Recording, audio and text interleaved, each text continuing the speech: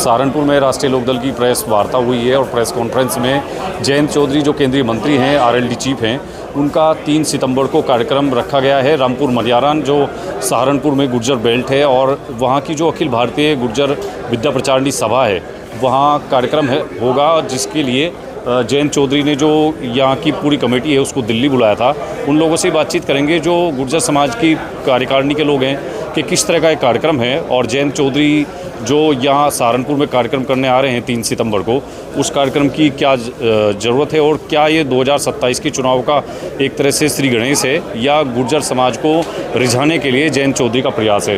तो बातचीत करने के लिए हमारे साथ अमित चौधरी जी हैं जो प्रबंधक हैं इस सभा के। अमित जी, ये किस तरह का कार्यक्रम जो अभी घोषणा हुई यहाँ से 3 तारीख को जयंत जी का? विपिन जी, हम लोग काफ़ी लंबे टाइम से प्रयास में थे कि हम चंदन जी के एमपी साहब के माध्यम से हम जयंत जी से मिलें और अपने स्कूल अखिल भारतीय गुर्जर विद्या प्रचारिणी सभा व इंटर कॉलेज के लिए हमारे दिमाग में कुछ चीज़ें थी, जैसे इंडोर स्टेडियम, ऑडिटोरियम और रनिंग ट्रैक के संबंध में हम फॉलोअप कर रहे थे माननीय सांसद चौधरी साहब से।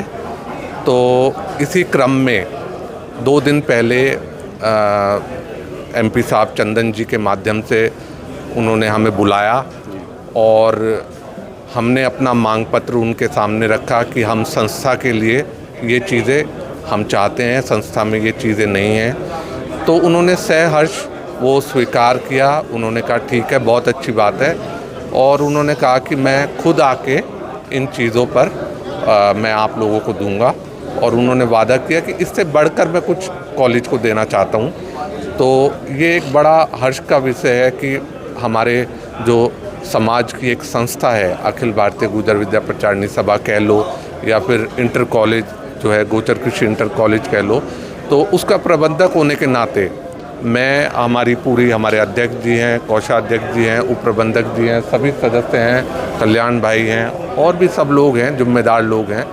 तो सब लोगों ने ये महसूस किया कि भाई अगर वो हमारा इतना सम्मान कर रहे हैं और वो कॉलेज के लिए हमने जो मांग रखी थी वो देने के लिए तैयार हैं, तो हमारी भी जिम्मेदारी बनती है कि हम उनका स्वागत सत्कार करें और उनको बुला के यहाँ उनका एक सम्मान। मतलब कार्यक्रम पहले कॉलेज का होना था लेकिन बाद में उसको जनसभा में बदल दिया गया। जनसभा तो ये अपने आप ही हो जाएगी। देखो, जो आप विपिन जी आप जानते हैं कि ये समाज का सबसे बड़ा कॉलेज है, ये गुर्जर समाज की एक शान है और समाज का इसमें बहुत बड़ा योगदान है।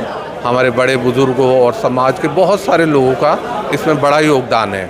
अब आप जैसे जानते हो कि समाज ने युवा टीम को मौका दिया है काम करने के लिए, तो हमारी भी जिम्मेदारी बनती है कि अब हम अपने जो हमें कार्यकाल मिला है उस कार्यकाल में हम प्रयास करें कि इस कॉलेज के लिए यहाँ हम कुछ नई चीज़ लेके आएँ। जब भी हम हकदार हैं समाज के सामने अपनी बात, 3 साल बाद जब हमसे समाज पूछेगा या लोग पूछेंगे कि आपने क्या किया 3 साल में, तो हमारी जिम्मेदारी बनती है हम प्रयास करें।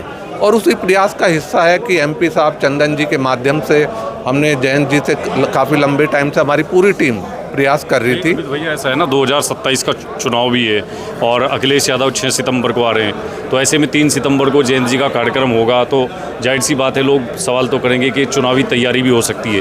क्या उस तरह का पॉलिटिकल कार्यक्रम तो नहीं कुछ है ना? देखो विपिन जी, हम यहाँ पे पूरी टीम हमारी, हम संस्था के हिसाब से यहाँ पे हम आए हैं और जो हमने उनसे कार्यक्रम लिया है वो हमने अपनी संस्था के हिसाब से लिया है।